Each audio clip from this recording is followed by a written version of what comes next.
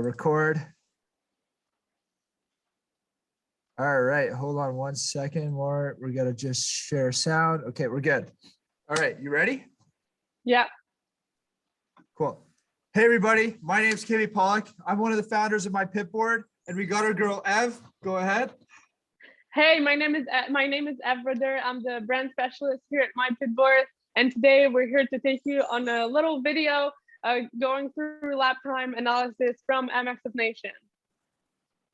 Yeah, so the whole reason why we're doing this is awareness around lap times, segment times, sector times, because that's pretty much what our company does. Our company gives you lap times, segment times, section times, all on the device while you're on the track that can really help unlock that next performance, because you know exactly where in real time where you're going wrong. And we're about to get out here and we're going to point out where these guys are going wrong as well on the track. That's what we're here to do today. Nothing more, nothing less. We're just going to go through Moto 3 because that was my favorite one. Ev, I don't know about you. Was that your favorite? I like Moto 2 quite a bit because it was so interesting with all the passes and stuff. But for this one, we'll go with Moto 3 and we'll jump straight into it. But first, we'll give you a bit of a rundown on the sectors of the track and what the track looked like a little bit. So yeah. So if you look at the track breakdown, a little general characteristics about the track, it's a mile long, 1.7 kilometers. It's hard sand, so it's a hard base with a bit of a silky, like a soft top. And then today it was, Sunday, it was super muddy, super slippery. There weren't a lot of lines. It was super limited to only half of the track on most of the lines. So yeah, that's pretty much it. So for the purpose of this video, the track is broken down in 4 sectors. So the first one goes from the finish line or the starting line to the first corner section. Oh yeah, there we go.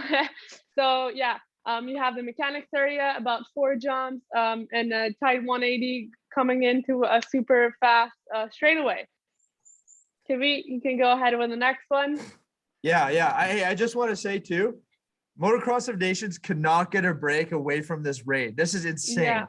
Like 3 years in a row, I think it's rained on race day. Absolutely sucks. I mean, good. We're still able to get some racing, but let's get into sector 2.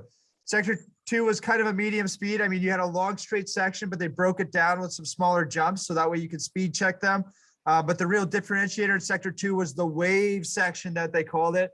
Don't think it should have been called wave. You know, I think in North America, we just call it the rollers. But anyways, that was a big separator. Guys like Hurling absolutely destroyed it, which we'll see in the data.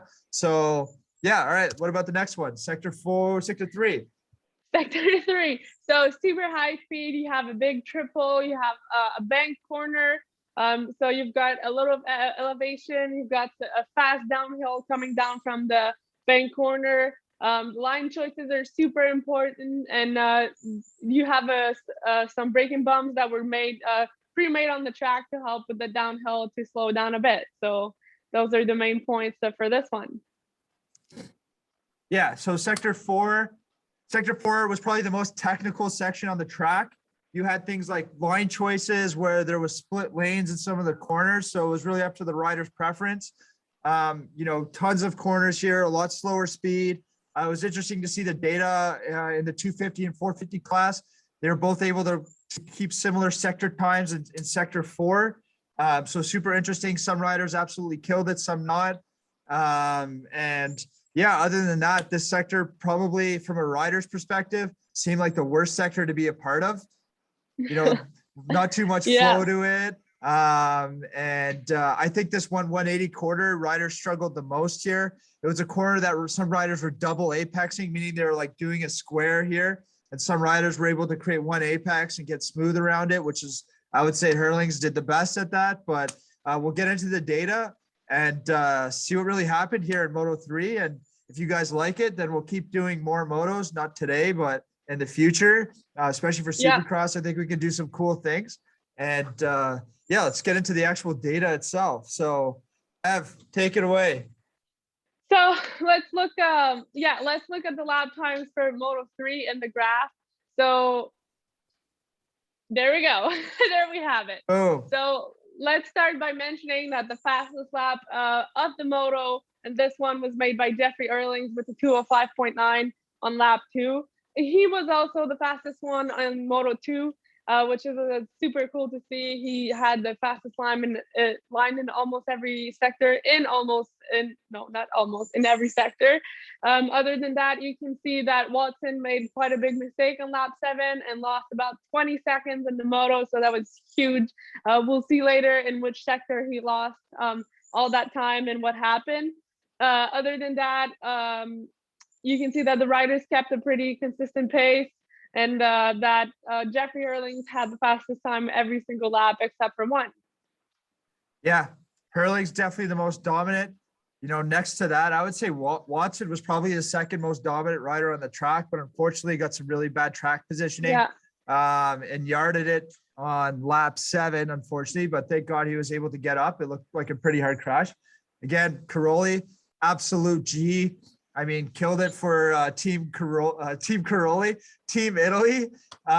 Huge way to finish off his career, especially, trucking it out with a bad back and being his age. I mean, the guy's an absolute beast, and yeah, crazy. So let's break it down. Let's get into those sectors, see what actually happened on the track. So let's do it. Let's go for it.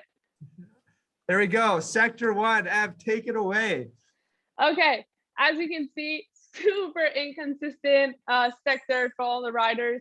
Well, we say inconsistent, but actually, it's all the time, the graph is super spread out. So it's not too bad, probably within a second or two. But for the purpose of this, we'll say that, it wasn't super consistent as we've seen in some other sectors. Again, Hurlings with the fastest time with the 32.0 on lap 6. You can see he made a small mistake in lap 8. He dropped his time. He got about 2 seconds slower. So you can see he probably made a small mistake. And other than that, Watson also made a small mistake. Nothing too big, but he still lost about 2 seconds again in that sector.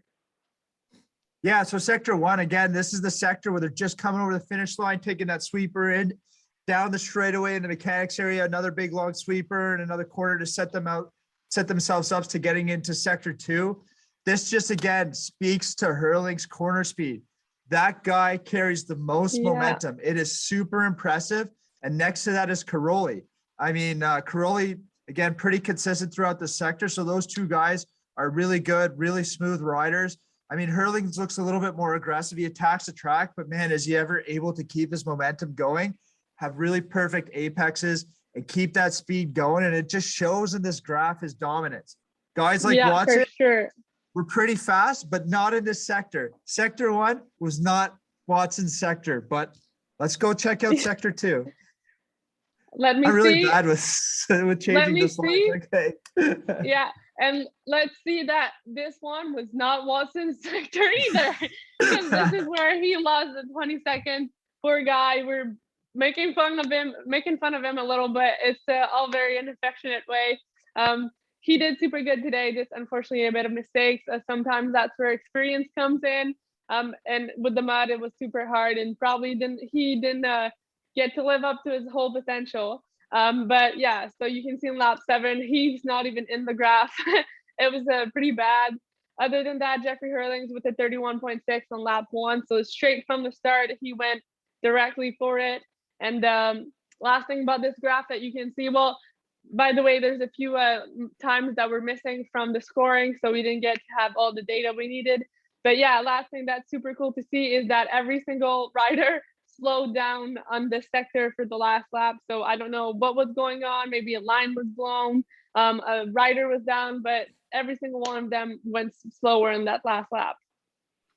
Yeah, I just wanted to add in there that, sorry, I just want to make sure I'm not on mute. Okay, perfect. So just wanted to add in here on sector 2 that, yeah, not a lot of differentiation here. I mean, Hurlings was the faster guy, but really not by much. Unfortunately, this was the sector that Watson didn't like and ate it. But again, like I've said, not singling Watson out, amazing ride today. Just didn't like sector 1 according to the data, but yeah, not a huge separator here. Everyone was pretty much in the same ballpark from 1 through 5 or even through 6. I mean, you can see some of the guys are a little bit further off, but yeah, nothing crazy here. But let's get into sector 3 and see what we can notice. Boom. All right, sector 3. And I'll just start it off real quick. Go ahead. Yeah. Hurlings dominated this sector. Pretty Yeah. impressive here. I thought this wasn't going to be a sector that really separated people. But one of the things that I saw with Hurlings coming into this sector is his jump speed. He was able to stay low and get rear wheel traction as soon as he got to the landing. And he was able to get to the landing before and just get on the gas before everybody else. I saw this in Saturday. I said, wow, he's super quick there as he went from like 7th to 1st. Super impressive.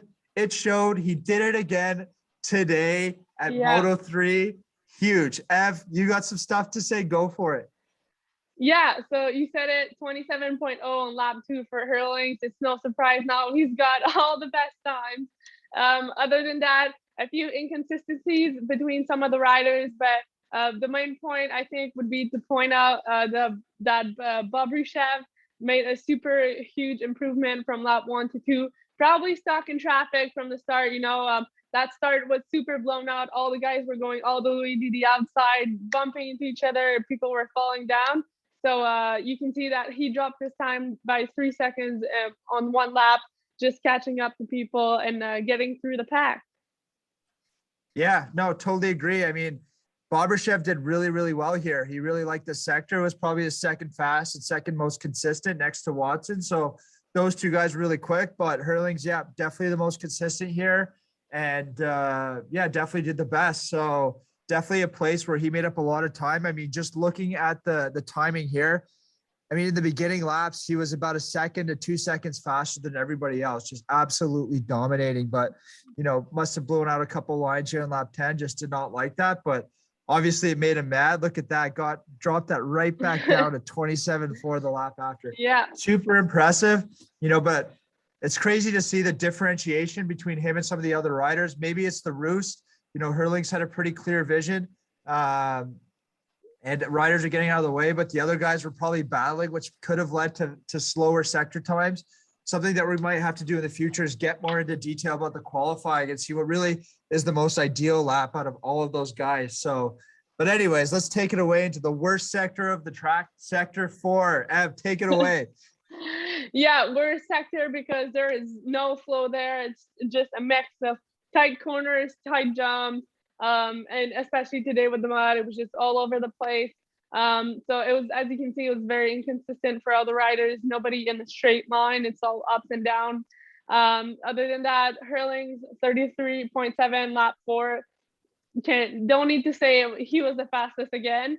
And he also had the best lap, the best time every single lap. So that was the sector that he just dominated. I know he dominated everywhere, but this is a bit more considering not a single person made a lap faster than him in a lap. So yeah, no, totally. Again, dominance. Yeah, nothing crazy, like you said. Watson seemed to like this section. Seemed to be an area where Watson got better, especially as we got midway into the moto.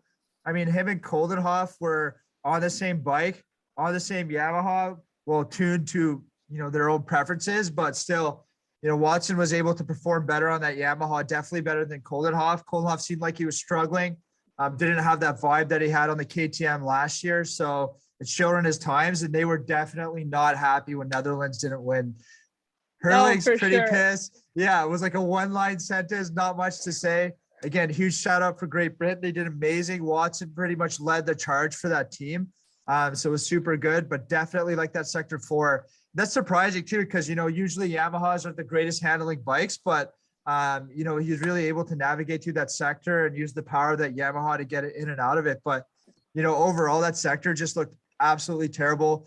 Probably one where you're fighting the bike the most, getting arm pumps. So, Caroli was not liking that sector. That was not his favorite one. Yeah. But, shoot out to them though. It was so cool of them. It was so cool for him to win this title, that the only one he's never had. So it was so cool for him to win today, and we wish him the best of luck with his retirement. Yeah, huge congratulations. I mean, nothing like closing a career out with something you've never done in Italy, your home country. I can't imagine how much they're drinking tonight. Like, I wish I was there. Yeah. I don't know what party they're going to. I hope all the other racers can go there and just watch, because that's got to be a good time. Like, Oh, for I, sure. I don't even know. And I know Italians are great. They love it. Imagine all the food. Oh my God, that'd be amazing. But yeah, huge success for Caroli. What a way to cap an amazing career. Like truly one of the greatest. But super exciting. So yeah, let's just wrap this up really quick, Ev. So, all we did was talk about Moto3 here. We came in with high energy, broke it down really quick for you guys.